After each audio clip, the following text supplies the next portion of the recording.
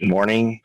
I, Vice Chair Roger Hendricks, call the hybrid meeting of the September Board Rules for September 13th, 2022 to order at 9:38 a.m. Debbie, please call the roll. Yes, sir. Chair Chris Beyer is excused. Acting as chair, Roger Hendricks is the vice chair. Present. And connected virtually. Here in the room is Blake Alexander. Present. Thank you. Jason Anderson. Present. Connected virtually. Thank you, Jason. Ryan Garvey. Present. Connected virtually. Thank you, Ryan. Patrick Lamb. Is connected virtually. Patrick, your mic is not on.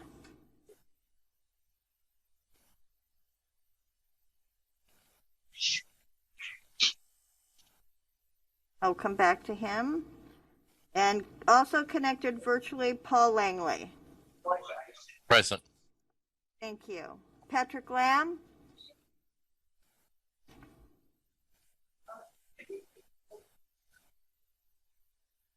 Well, we can go on with the meeting. When we get to the vote, we'll call his name again. Go ahead, Mr. Acting Chair. Thank you, Debbie. I would like to see if any of the members of the board have had a chance to look at the agenda, if there's any changes needed for the agenda or the order of business. If there are no changes, hearing none, I, Vice Chair Hendricks, rule the agenda and order of business approved.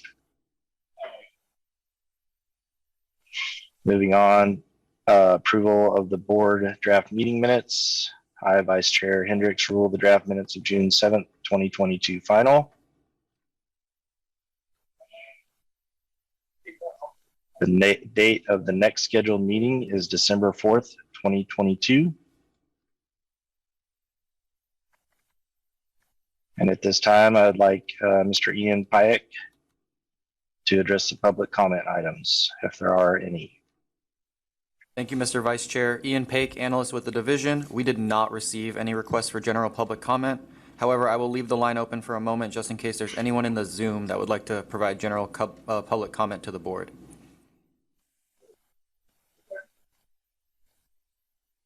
Thank you, Mr. Vice Chair. That concludes general public comment. Thank you, Ian. Mr. Clark, could you please address the boiler program updates? Certainly. Thank you, Mr. Vice Chair. This is Tom Clark, Chief Boiler Inspector here with the division. Just a few things to touch on for our program updates today. I'll start off with the overdue stats. Hopefully you've all had a chance to take a look at those. Numbers have been holding fairly steady over the last few months. For June, July, and August, the state was at 13%, down to 12%, and then back up to 14% overdue. And the insurance averages hovered between 18 and 19% over the last 3 months. This is fairly consistent with how we've been doing over the last year or so. I'm particularly impressed with the state numbers because, as you may remember, we have had 2 vacancies since the end of February of this year. So the fact that we've been able to maintain such low numbers with reduced staffing is really a testament to what great inspectors we have. And touching on that, I'd like to move on to my second item to update you on, which is state boiler inspector staffing. We have been going through the recruitment process. We have hired 1 inspector who will be filling the position that used to be filled by Steve Mastola. So that will be Washington County. That will cover a small portion of Multnomah County, and then out towards the coast, Tillamook, Polk County, that area. So he'll be starting next week. His name is Mr. Douglas Dentel, and then we are still working to fill the other position. And then unfortunately I have to report that one of our inspectors, Steve Mastola, has put in his 2 weeks notice and will be stepping down from his position at the end of next week. So we'll be looking to get that recruitment started up here in the next week or so. So as usual with our program, we're working on staffing issues, but hopefully we can get back up to full capacity for a while. That was all I wanted to touch on in the program update, unless there are any questions from the board. All right, hearing none, thank you very much, Mr. Vice Chair. Thank you, Mr. Clark. Steve will greatly be missed. He was always a huge help to me whenever I was able to use his services, so we wish him the best of luck. Mr. Clark, it appears that you have the next item of discussion on pressure vessels for human occupancy. All right. So what I'd like to talk about today with pressure vessels for human occupancy, it's an issue that we've kind of identified where last year, as part of our code adoption process, the board moved to adopt a new to us pressure vessel standard called PVHO1. It regulates the construction of pressure vessels for human occupancy as well as certain safety devices that go along with those vessels. This code has been in place for a long time. It's just new to our state. And what we didn't catch at the time was that by adopting that code, we created potentially a conflict with our existing exemption criteria. So a lot of you will be familiar with the criteria that says any pressure vessel that's operated at or below 15 psi with a pressure relieving device set to 15 psi or lower is exempt from regulation under the boiler program. That's consistent with ASME code and has worked well for us for many years. The problem is that PVHO1 specifically only exempts pressure vessels for human occupancy that are lower than 2 psi in differential pressure. So we've adopted a code that's really aimed at pressure vessels that are operating at lower pressures than we're used to regulating under our current exemption criteria. And we're worried that given the high risk associated with pressure vessels for human occupancy, because not only are they pressure vessels, but they're medical devices typically, and vessels that contain humans within them, we feel like we should work on language to better encapsulate those vessels and allow us to regulate them down to the ASME scope limit of 2 psi. So what we'd like to do, as long as the board is willing and agrees with us, is we'd like to put together a rulemaking advisory committee to take a look at this, and I think we're looking at November. We would get a group together and we'd be discussing this issue and making sure that we can put together language that would adequately address the safety concerns of pressure vessels for human occupancy while also addressing the concerns of the industry. So if any of the board members are interested in participating, if any of the board members work with those members of the public or industry who might be interested in participating, please let us know. We are looking for members for this advisory committee. So does any of the board members have any questions about this?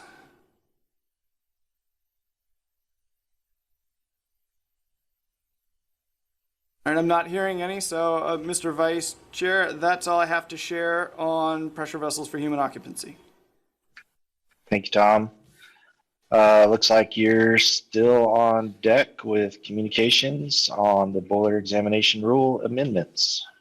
Okay, so this one's quick and easy. Just informing you that the rule changes that you guys approved previously have now gone into effect as of July 1st. So just a quick reminder, we modified Oregon Administrative Rule 918-225-0691. That covers our licensing requirements, and we specifically amended the examination requirements for specific boiler licenses. We are still in process of updating our test question bank to meet the new requirements, but we are well on our way to doing so. Any questions on that? Hearing none, that's all I have, Mr. Vice Chair, on that one. Thank you, Tom. Looks like you still have the floor for the board update on boiler inspection cycle extension amendments. Thank you, Mr. Vice Chair. Again, just a quick update. These were changes that the Boiler Board previously approved that had gone through a advisory committee. We changed the amount of time that we can grant an extension to internal inspections for. We changed it from 6 months up to 12 months. And we removed a requirement that limited us to only issuing these extensions once every 4 years. Those rules took effect July 1st, and we are now operating under the new rules. And we are currently working to revise the application form that is on our website, but we will, in the interim, accept applications on the existing form. Any questions on that item? Hearing none, that will do it for that one, Mr. Vice Chair. All right, thank you. Okay, moving on. Ian, would you like to discuss the continuing education review process? Thank you, Mr. Vice Chair. Ian Paik, analyst with the division. As you all may know, the Boiler Board CE Committee switched to remote meetings to review applications during the COVID-19 pandemic. The switch to remote meetings forced our members to be flexible while we figured out how to help the committee function throughout the pandemic. Based on these lessons, the committee reviewed its internal evaluation process, looking for areas to update. The CE Committee, with the support of Chief Inspector Clark, have made the changes outlined in your agenda packet. This item does not require a motion or a vote. The division just wants to inform the board regarding the committee's updates and would like the board's feedback on its updates and possible suggestions for members. Thank you, Mr. Vice Chair. Thank you, Ian. Is there any discussion on this item?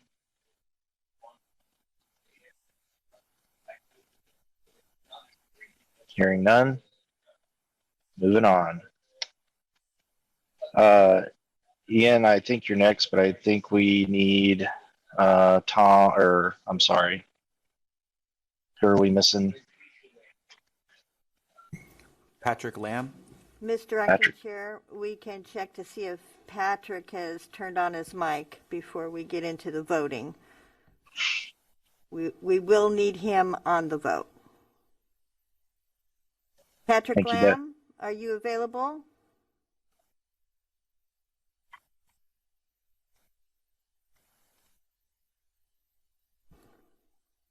While you're discussing the item, I will go ahead and give him a call. Thank you, Debbie.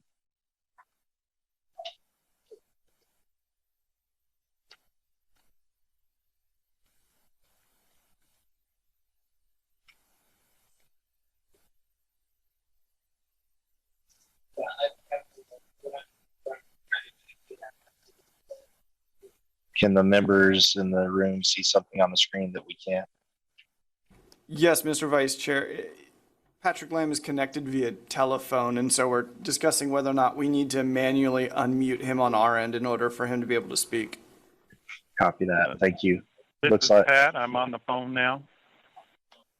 Thank you so much, Muted Pat. anyway. okay. Thank you, Patrick. Looks like we can move on to the continuing education discussion. Ian. Thank you, Mr. Vice Chair. Ian Paik, analyst with the division. In August, the CE Committee reviewed 11 applications from 7 organizations. The committee recommended 5 courses for approval, 1 course was not recommended for approval, and 5 instructors were recommended for approval. The applications are outlined in the matrix in your agenda packet. This item will require a motion to approve, amend, or deny the committee's recommendations. Thank you. Thank you, Ian. Can I get a motion on this?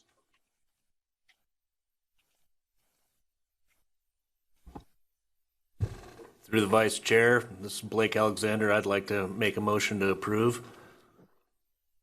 This is Jason Anderson, and I'll second that.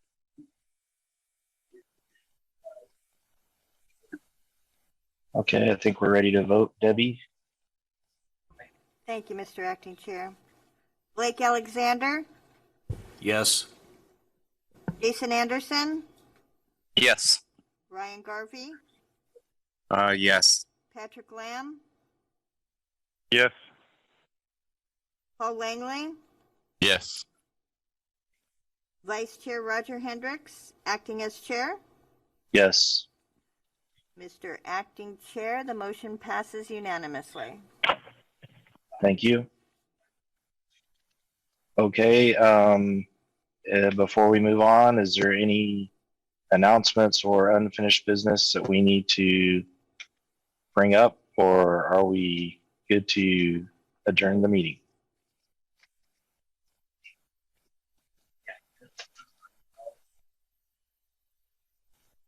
Hearing no further business, I, Vice Chair Hendricks, would like to adjourn this meeting at 9:54 a.m.